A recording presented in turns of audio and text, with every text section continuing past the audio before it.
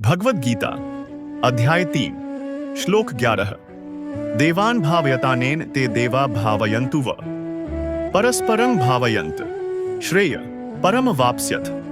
तुम्हारे द्वारा संपन्न किए गए यज्ञों से देवता प्रसन्न होंगे तथा मनुष्यों और देवताओं के इस संबंध के परिणाम स्वरूप सभी को सुख समृद्धि प्राप्त होगी। स्वर्ग के देवता आधिकारिक रूप से ब्रह्मांड का संचालन करते हैं।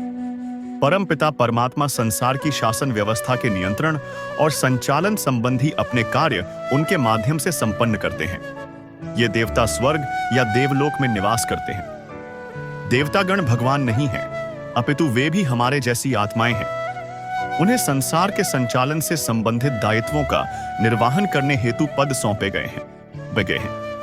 अपने देश की शासन व्यवस्था पर ध्यान दें, जहां राज्य मंत्री, वित्त मंत्री, रक्षा सचिव, अटॉर्नी जनरल और अन्य पद हैं।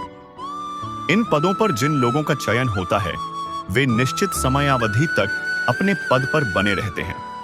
समयावधि समाप्त होने पर या सत्ता का हस्तांतरण होने पर सभी पदों पर नियुक्त लोगों को हटा दिया जाता है। समान रूप से संसार के प्रशासन संबंधी कार्यों का संचालन करने के लिए भी कुछ पद जैसे अग्निदेव अग्नि का देवता, वायुदेव वायु का देवता, वरुण देव समुद्र का देवता, इंद्रदेव स्वर्ग के देवताओं का राजा आदि पदों का सृजन किया गया है। पूर्व जन्म के संस्कारों, गुणों और पाप पुण्यमय कर्मों के आधार पर जीवात्मा को इन पदों पर नियुक्त किया जाता है। ये पद दीर्घकाल के लिए निश्चित होते हैं और इन पदों पर आसीन लोग ब्रह्मांड के शासन का संचालन करते हैं।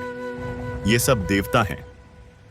वेदों में स्वर्ग के देवताओं को प्रसन्न करने के लिए कई प्रकार के कर्मकांडों एवं धार्मिक विधि विधानों का उत्सव का उल्लेख किया गया है और इनके बदले में देवता लौकिक सुख समृद्धि प्रदान करते हैं। जब हम अपने यज्ञ कर्म भगवान की संतुष्टि के लिए करते हैं तब स्वर्ग के देवता भी स्वतः संतुष्ट हो जाते हैं। जिस प्रकार जब हम किसी वृक्ष की जड़ को पानी देते हैं तब वह स्वतः उसके पुष्पों, फलों, पत्तियों, शाखाओं और लताओं तक पहुंच जाता है। स्कंद पुराण में वर्णन है, अर्चिते देव देवेशे शंख चक्र गदाधरे अर्चिताः सर्वे देवाः स्यूर्यतः सर्वगतो हरि।